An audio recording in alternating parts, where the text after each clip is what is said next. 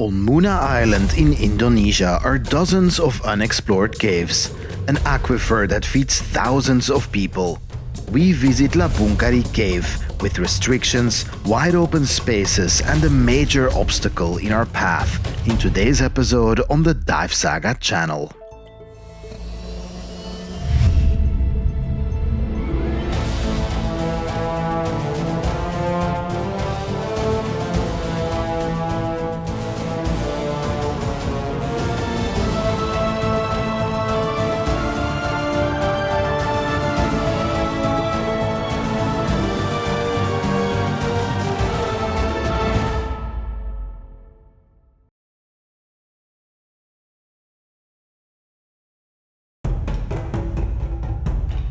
In our last episode on the DiveSAGA channel, I made my way to Indonesia, where I teamed up with local cave diver Chacha to explore Labungkari Cave, a unique, hidden underwater marvel running underneath the city of Bau. Now it's time to take the ferry to Muna Island, where dozens of caves are awaiting us.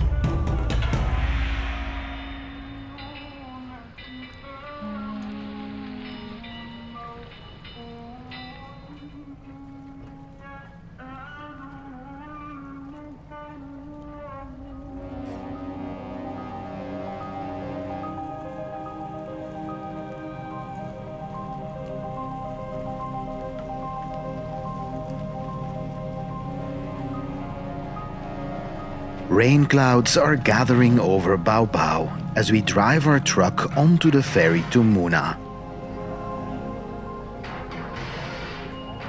We are in southeast Sulawesi province in Indonesia, an area that does not receive a whole lot of foreign visitors compared to other parts of the country.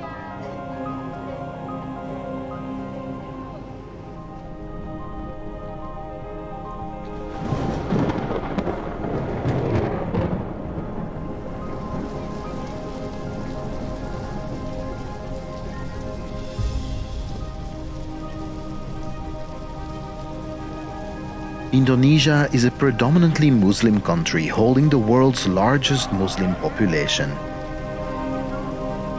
But it is a secular, pluralistic nation that recognizes 6 official religions. It's an incredibly diverse country and absolutely beautiful, even when it rains.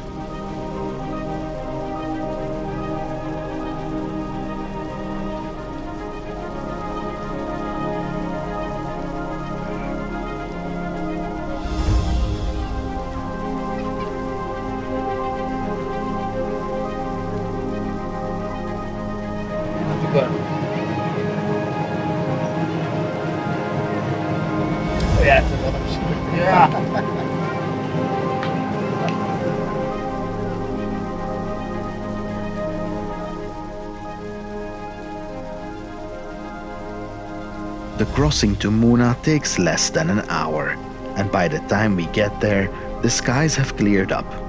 And luckily so, because we are not wasting any time. One of Muna's beautiful caves is already waiting for us. Hey guys, we've made it to Muna.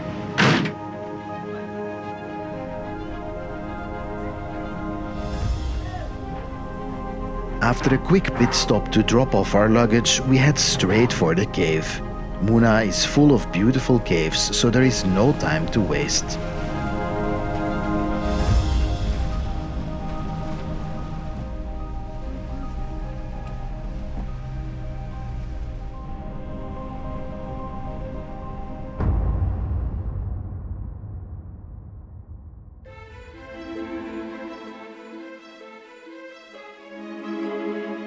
Muna Island is lush and green. Nevertheless, urban development is also catching up here, with over 360,000 people calling this island home.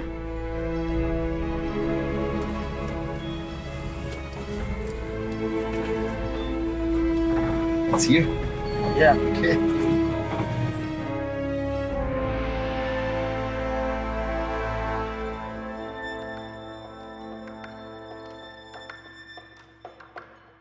Next to some fields, Chacha leads me into the bush to find our cave.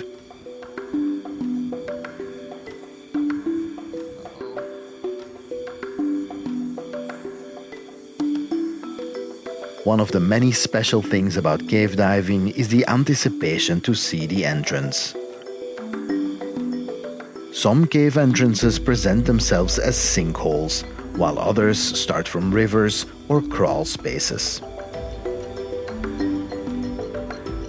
Here, it's a tiny blue shallow pond and the deafening sound of thousands of cicadas. That's it. Ta-da!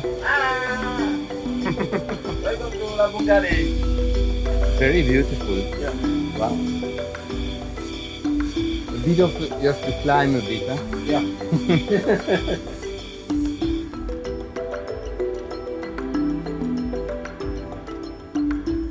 As you can see, there is plastic waste everywhere. Even in these remote parts of Indonesia, where many caves have not even been discovered yet, expanding population, deforestation and urbanization put a constant pressure on these precious environments.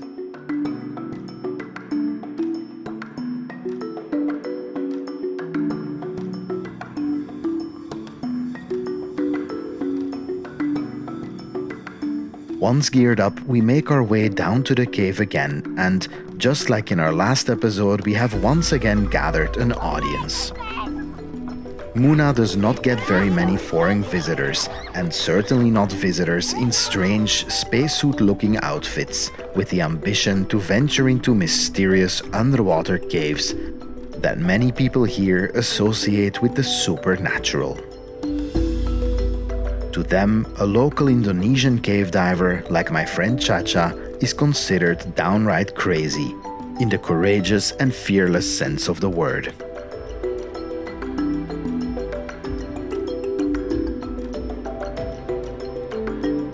Anyway, time to tie off our cavern line and make our way into the overhead environment, where we can find the permanent cave line.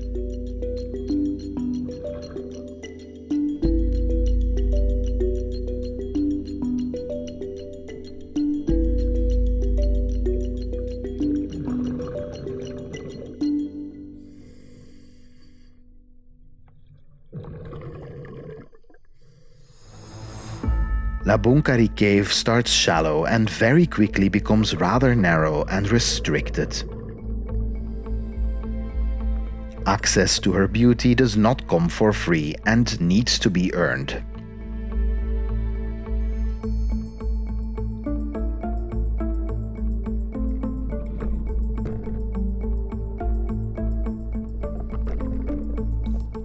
It's a constant twisting and turning from left to right to fit between the jagged rocks, especially while holding a camera.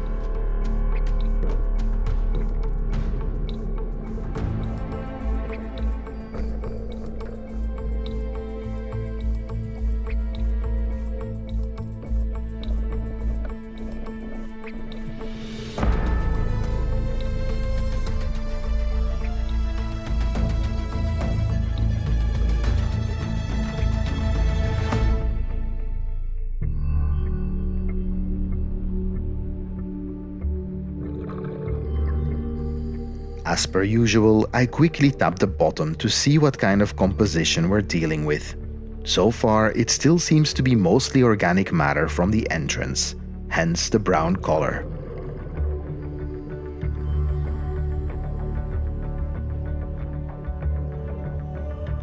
Before the dive has good and well started, another tight restriction presents itself. Labungkari really doesn't reveal herself easily.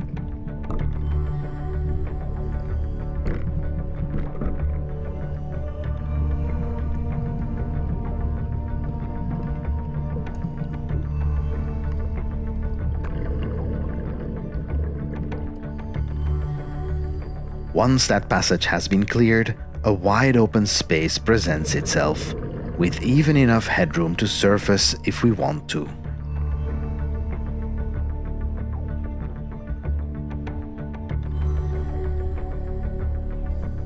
But then, as I look ahead in front of Chacha, we seem to be running into a problem.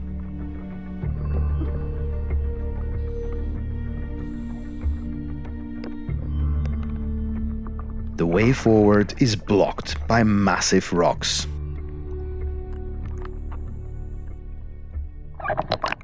Oh, okay. So there is a passage underwater, but it's very, very tight. Yeah. And I will not be able to do it with the camera. So we're gonna have to gear down, cross over, and then continue the dive. In cave diving, it's not entirely unusual to cross dry sections.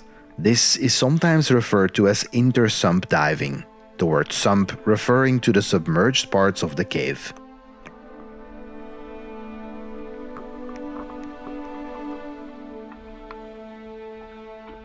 One big consideration though is that we can absolutely not afford to have some kind of accident here.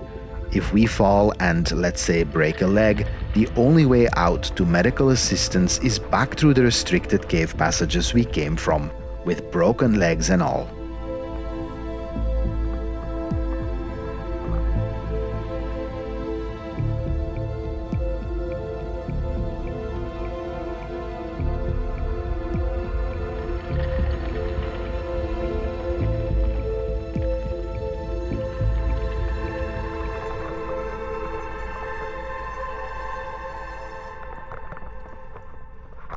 We've made it to the other side, where we have to gear back up, perform dive checks once again, and continue our journey.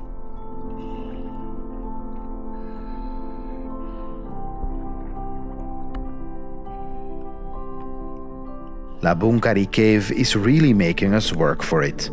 But all of that is easily forgotten when I look at the beautiful display of light and colors, enjoying the solitude and peace, knowing that we are in a different world.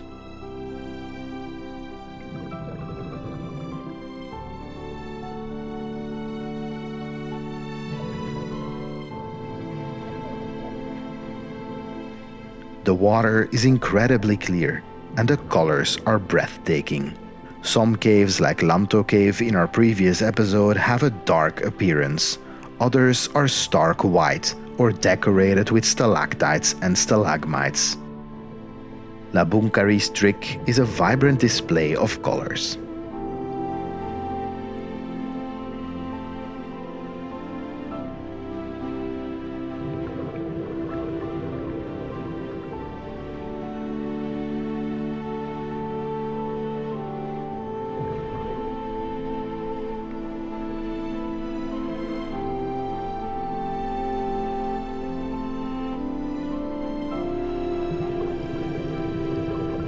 But even though we are hundreds of meters away from the entrance, life above finds its way down here, as we can see in these roots digging through the limestone and patiently reaching for the water, trying to feed the lush jungle above.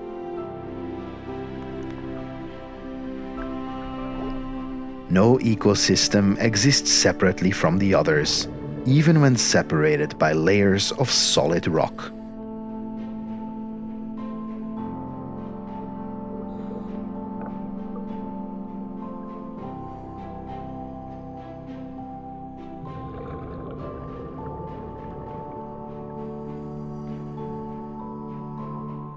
When you look to the left, you may find yourself as surprised as I was during the dive. This is not a natural structure, but very much like the trees above sent roots down the porous limestone searching for hydration, human beings too have found a way to grow roots of their own.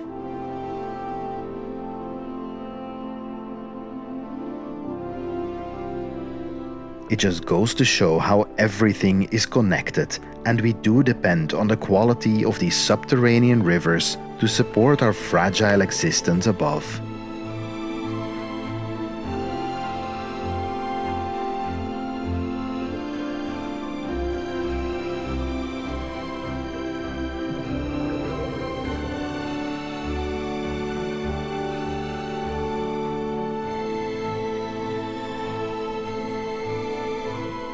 When you look at the holes in these rocks, you can clearly see that the ground beneath our feet is often not a solid substance like we imagine, but an intricate system of porous rocks and cavities.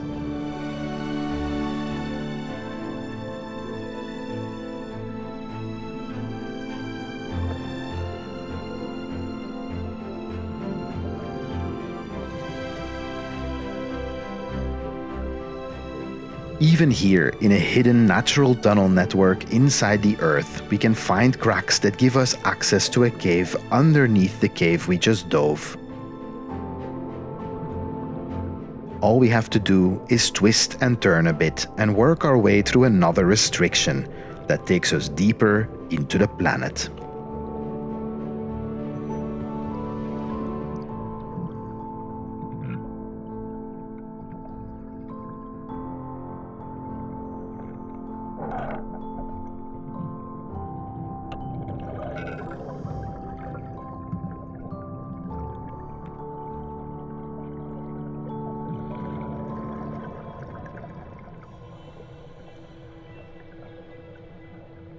We are now 2 layers deep, diving underneath the cave we just dove.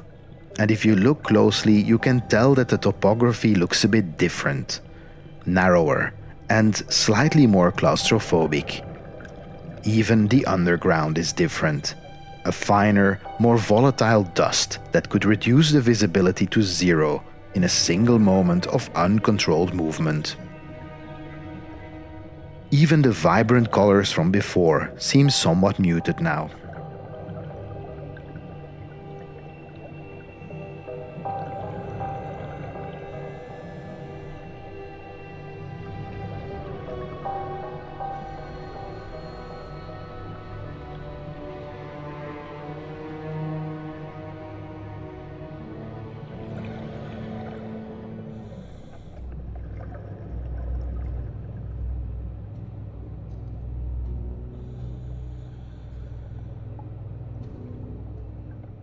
When we think about diving into the veins of Mother Earth, this is definitely it.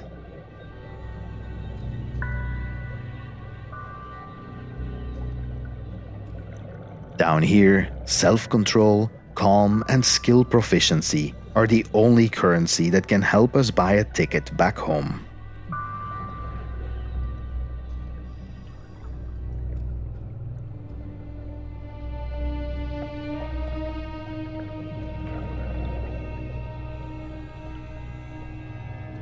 Nevertheless, to the keen observer, the details in the formations tell a story of how these places were formed, helping scientists understand the intricacies of our water sources.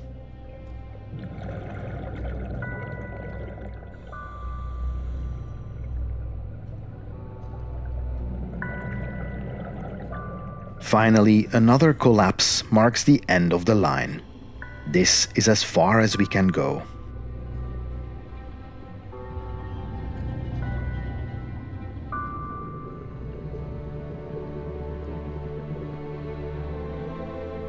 Time to turn around and navigate our way back out of the secret passages of Mother Earth.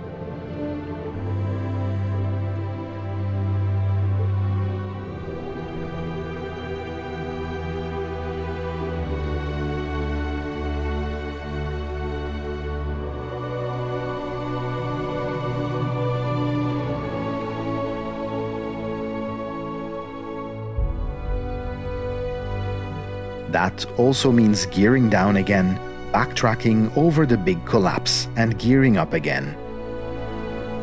Working our way back through the colorful but tight restrictions that stand between us and fresh air.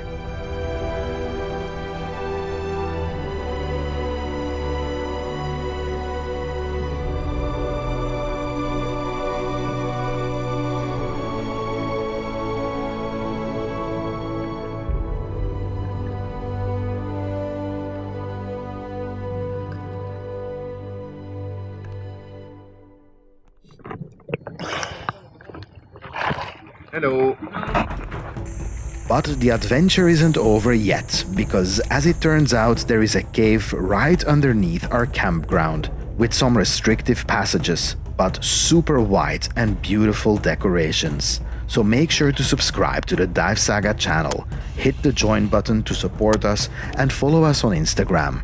You can also follow the DiveSAGA Dive Debrief podcast on Spotify for behind-the-scenes production notes.